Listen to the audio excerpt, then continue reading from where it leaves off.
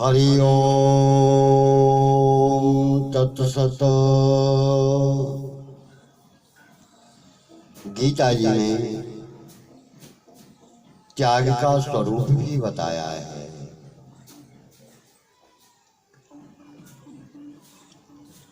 वाह्य व्यक्ति पदार्थानां न त्यागस् त्याग उच्यते कामादीनां परित्यागं प्राहुस्त्यागं विचक्षणा। त्याग के विषय में प्रायः लोगों की ऐसी धारणा बनी हुई है कि जो घर परिवार, स्त्री पुत्र माता पिता आदि को छोड़कर साधु सन्यासी हो जाते हैं वह त्यागी हैं। परंतु वास्तव में वह त्याग नहीं है, क्योंकि जब तक अंतःकरण में सांसारिक वस्तुएं, व्यक्ति, पदार्थ आदि में प्रेम है, वह प्रिय हैं, उनका महत्व समझ रहे हैं, तब तक बाहर से घर परिवार गृहस्थी को छोड़ने पर भी त्याग नहीं होता। अगर बाहर से घर परिवार छोड़ने मात्र से त्याग हो जाता तो फिर सब मरने वालों का कल्याण हो जाना चाहिए, क्योंकि वे अपने घर परिवार और खास अपने कहलाने वाले शरीर को भी छोड़ देते हैं, परंतु उनका कल्याण नहीं होता, क्योंकि उन्होंने सांसारिक राग यानी संसार में जो उनका प्रेम है, संसार में जो उनकी आसक्ति लगाव है, ममता है, इनका त्याग नहीं किया। प्रत्युत इनके रहते हुए उनको मरना पड़ा है। ये सारी चीजें थीं, लेकिन इसके बाद भी उन्हें मरना ही पड़ा। जो चीज अपनी नहीं होती उसका भी त्याग नहीं होता, और जो अपना स्वरूप है उसका भी त्याग नहीं होता। जैसे अग्नि अपनी दाहिका और प्रकाशिका शक्ति का त्याग नहीं करती, यानी अग्नि में जो जलाने की शक्ति है, जो प्रकाश निकलता है, उसका त्याग नहीं कर सकती, क्योंकि दाहिका और प्रकाशिका शक्ति ही अग्नि का स्वरूप है। फिर त्याग कैसे होता, किसका होता? जो चीज अपनी नहीं है उसको अपना मान लिया है, इस झूठी मान्यता का, बेईमानी का ही त्याग होता है। जिसके साथ अपना संबंध कभी था ही नहीं और अभी है भी नहीं, आगे होगा भी नहीं और कभी हो भी नहीं सकता, तथा बिना त्याग किए ही जिसका प्रतिक्षण हमारे से संबंध विच्छेद हो रहा है, हमारा उससे कोई संबंध नहीं है, उसके साथ माने हुए संबंध का त्याग करना ही वास्तविक में त्याग है। यानी जिसको तुमने अपना मान लिया है, जो तुम्हारे अधिकार में है, उसका त्याग करना सही रूप से त्याग होता है। तात्पर्य यह है कि वस्तु आदि का अभाव नहीं करना है, प्रत्युत उन वस्तुओं से जो संबंध तुमने मान रखा है, जो संबंध उनमें बना रखा है, जो प्रेम उनमें कर रखा है, जो उनके प्रति तुम्हारी आसक्ति लगाव है, उसका त्याग करना ही यह सही त्याग है, वास्तविक त्याग है, जिससे तत्काल शांति मिलती है। त्यागात् शान्तिरनन्तरम्, त्यागात् शान्तिरनन्तरम्, 12वें अध्याय का 12वां श्लोक। त्याग के विषय में मुख्य बात है कि संसार में केवल संसार के लिए ही रहना है, अपने लिए नहीं। सात्विक त्याग का स्वरूप बताते हुए भगवान कहते हैं कि केवल कर्तव्य मात्र करना है, पर उसमें आसक्ति, लगाव, ममता, फल की इच्छा नहीं रखना है। आसक्ति आदि का न होने से शरीर संसार से संबंध विच्छेद हो जाता है। भले ही वह वस्तु आपके पास हो, यदि आपकी उसमें आसक्ति नहीं है,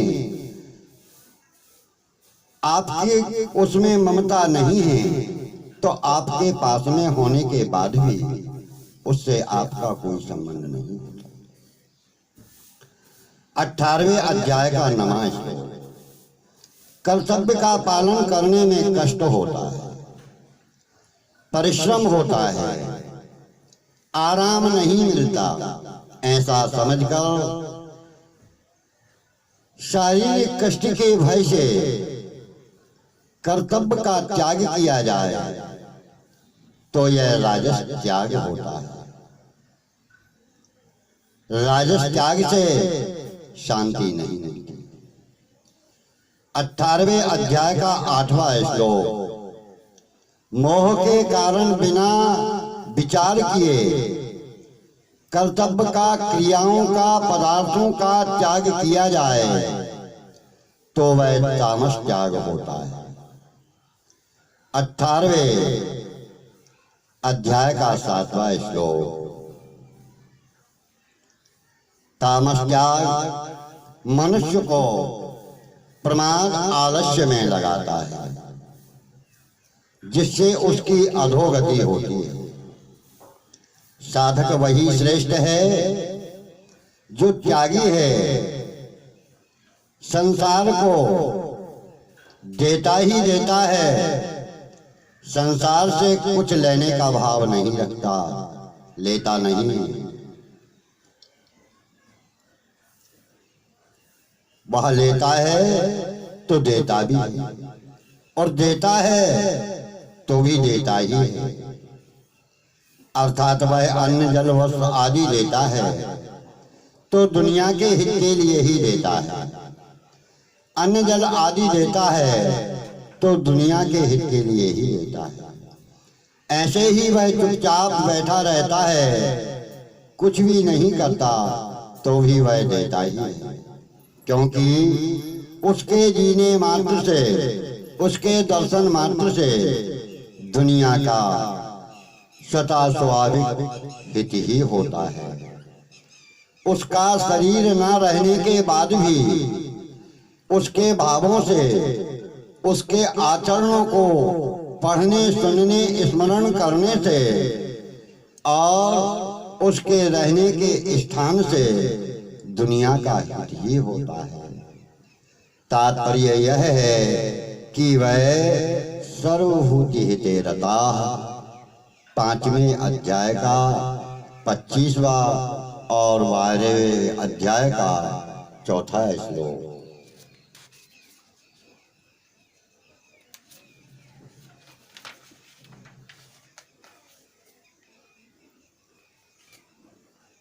उसका जीवन त्यागमय होता है, अतः वह लेता कुछ नहीं, सब कुछ देता ही है। गीता जी में सांख्य योग को संन्यास और कर्म योग को त्याग नाम से कहा गया है। 18वें अध्याय का पहला श्लोक। जिसकी धरोहर है उसको न देने का नाम संन्यास है। शरीर और संसार प्रकृति की धरोहर है। यह शरीर भी प्रकृति का है, संसार भी प्रकृति का है, तो ये प्रकृति की धरोहर है। अतः उनको प्रकृति को दे देना, उनसे अपना संबंध नहीं मानना, यही संन्यास है। जो अपना नहीं है उससे संबंध विच्छेद कर देने का नाम त्याग है। जैसे कि ये शरीर अपना नहीं है तो इससे संबंध विच्छेद कर देना ही त्याग है। मन बुद्धि इंद्रियां शरीर आदि में ममता का अपनेपन का संबंध न रखना, यह त्याग है।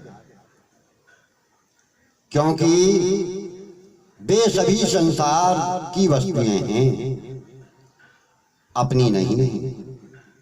उन मन बुद्धि आदि में ममता आसक्ति या न लगाव न रखकर केवल संसार के लिए ही कर्म करना चाहिए।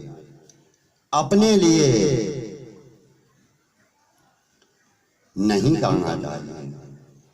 अपने लिए, अपने व्यक्तिगत स्वार्थ के लिए कर्म करने से मनुष्य संसार बंधन में बंधता है।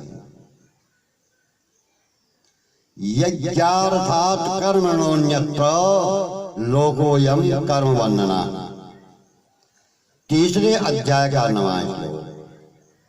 और केवल यज्ञ के लिए, दूसरों के लिए, संसार के लिए कर्म करने से मनुष्य के संपूर्ण कर्म विलीन हो जाते, नष्ट हो जाते। यज्ञायाचरतः कर्म समग्रम प्रविलीयते। चौथे अध्याय का 23वां श्लोक कहता है, कर्मों का आरंभ न करने से भी सिद्धि नहीं मिलती और कर्मों का स्वरूप से त्याग करने मात्र से भी सिद्धि नहीं मिलती।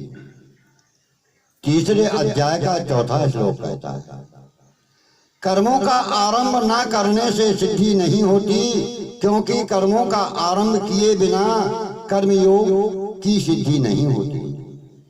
जो योग पर आरूढ़ होना चाहते हैं, योग मार्ग पर चलना चाहते हैं, अपने में समानता लाना चाहते हैं, उनके लिए निष्काम भाव से कर्म करना कारण मात्र है। 6वें अध्याय का 3रा श्लोक कहता है, तात्पर्य यह है कि कर्म किए बिना मनुष्य योग मार्ग पर नहीं चल पाता, क्योंकि कर्म करने से ही कर्मों की सिद्धि और असिद्धि, सफलता और असफलता रूपी फल की प्राप्ति अप्राप्ति में समान रहने का अनुभव होता है। कर्मों का स्वरूप से त्याग करने मात्र से भी सिद्धि नहीं होती, क्योंकि जब तक कर्तृत्व का अभिमान करने का भाव रहता है कि मैं करता हूं, तब तक सांख्य योग की सिद्धि नहीं होती। कर्तृत्व अभिमान का त्याग करने से ही सिद्धि होती है, क्योंकि वास्तव में करना प्रकृति में ही है, अपने में नहीं है। गीता जी का 13वें अध्याय का 31वां श्लोक ऐसा बताता है।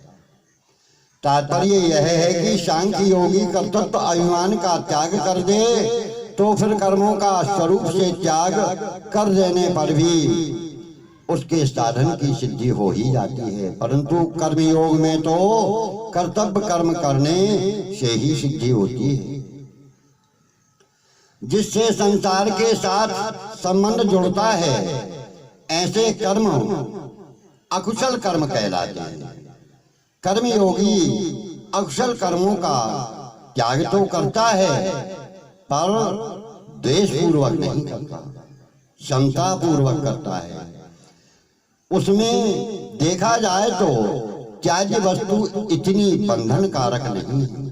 जिस वस्तु को त्यागा है वह वस्तु बांधने वाली नहीं थी संसार बंधन में, जितना द्वेष संसार बंधन में बांधने वाला होता है। ऐसे ही कर्मयोगी कुशल कर्मों को तो करता है पर राग पूर्वक नहीं करता, उनमें प्रेम नहीं लगता।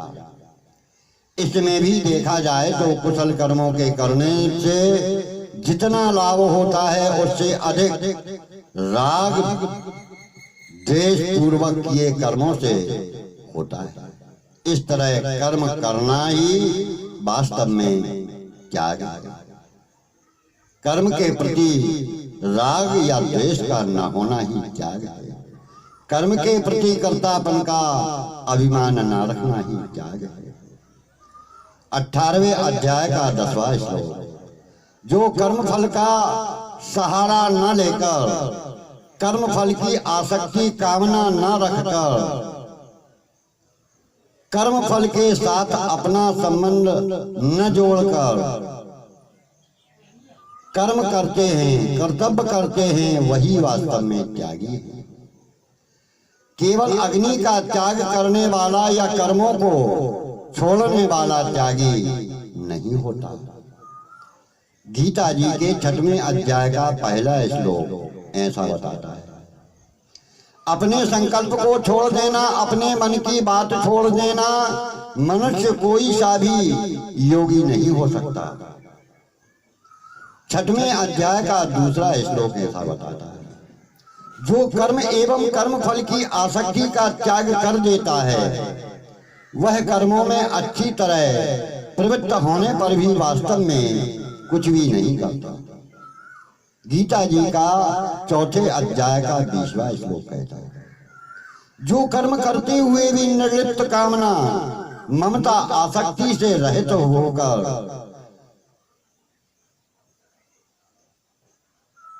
ही कर्म करते हैं वह योगी बुद्धिमान है और संपूर्ण कर्मों को करने वाला कृतकृत्य धन्य है।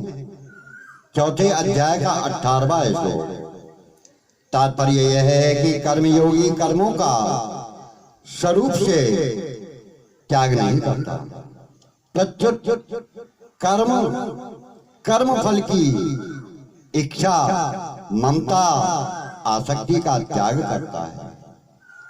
भक्ति योगी भी कर्मों का स्वरूप से त्याग नहीं करता, प्रत्युत कर्म और कर्मफल को भगवान के अर्पण करके करता है, अर्थात उसमें कामना ममता आसक्ति का त्याग करता है।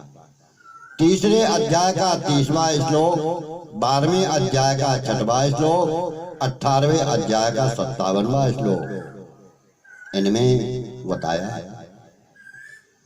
भक्त में कुछ भी लेने की इच्छा कभी होती ही नहीं है, उसमें मुक्ति भी प्राप्त करने की इच्छा नहीं होती,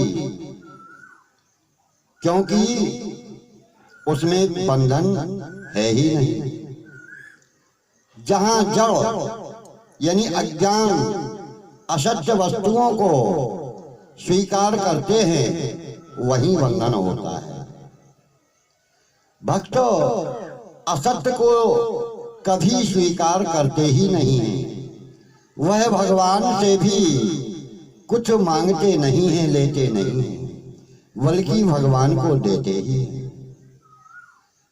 उसमें प्रभु से भी कुछ नहीं चाहते, मुक्ति भी नहीं चाहते, ऐसा अभिमान भी नहीं होता जैसे भगवान किसी से कुछ भी नहीं लेते। यह अभिमान भक्त में नहीं होता, केवल देते ही देते हैं, फिर भी उसमें कोई कमी नहीं होती। ऐसे ही उस त्यागी भक्त में भी कोई कभी कमी नहीं आती।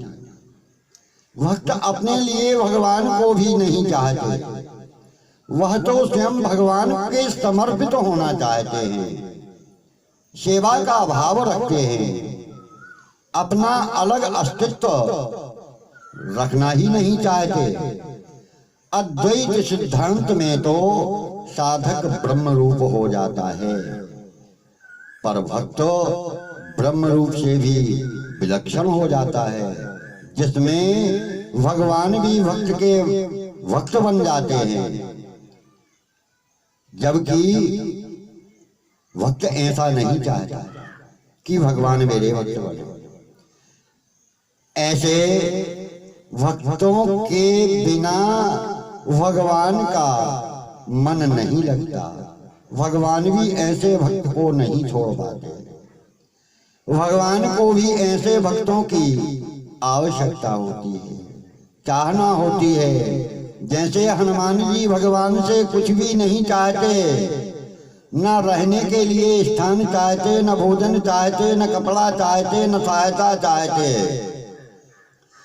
न मान सम्मान चाहते, पर भगवान का काम करने के लिए वे सदा आतुर रहते हैं, उतावले रहते हैं। राम काज करबे को आतुर, अतः भगवान राम जी, सीता जी, लक्ष्मण जी, भरत जी, अयोध्यावासी आदि सबके सब हनुमान जी के ऋणी हो जाते हैं। हनुमान जी त्याग के कारण इतने उच्च स्थान पर पहुंच जाते हैं कि जहां श्री राम जी का मंदिर होता है, वहां पर हनुमान जी का मंदिर अवश्य होता है। पर जहां राम जी का मंदिर नहीं होता, वहां भी स्वतंत्र रूप से हनुमान जी का मंदिर होता है। अर्थात हनुमान जी के बिना राम जी के मंदिर नहीं होते, पर राम जी के बिना हनुमान जी के मंदिर होते हैं। त्यागी भक्तों को भगवान अपने माता पिता भाई बंधु कुटुंबी बना लेते हैं और उनके अधीन हो जाते हैं। भक्त से प्रेम पाने के लिए भगवान भी लाला इत्यादि इच्छुक रहते हैं, लालसा करते हैं। ब्रज की गोपियों में ऐसा ही प्रेम था। वे अपने लिए कुछ भी नहीं चाहती थी, केवल भगवान को ही सुख देना चाहती थी। उनका अपना कोई अलग व्यक्तित्व नहीं था। उन्होंने भगवान में ही अपने व्यक्तित्व की आहुति दे दी थी। ब्रह्म तो एक रस है, वह न किसी को रस देता है न रस लेता है। परंतु भक्त तो भगवान को भी रस देते हैं और देते ही रहते हैं। उनका देना समाप्त कभी होता ही नहीं है। जैसे समुद्र में मिलने पर फिर नदियों का प्रवाह समुद्र में बहता ही रहता है, भले ही उस प्रवाह का मान हो या ना हो, वह प्रवाह दिखे या न दिखे। ऐसे ही भक्त का देने का प्रवाह चलता ही रहता है। हरि ओम तत्सत।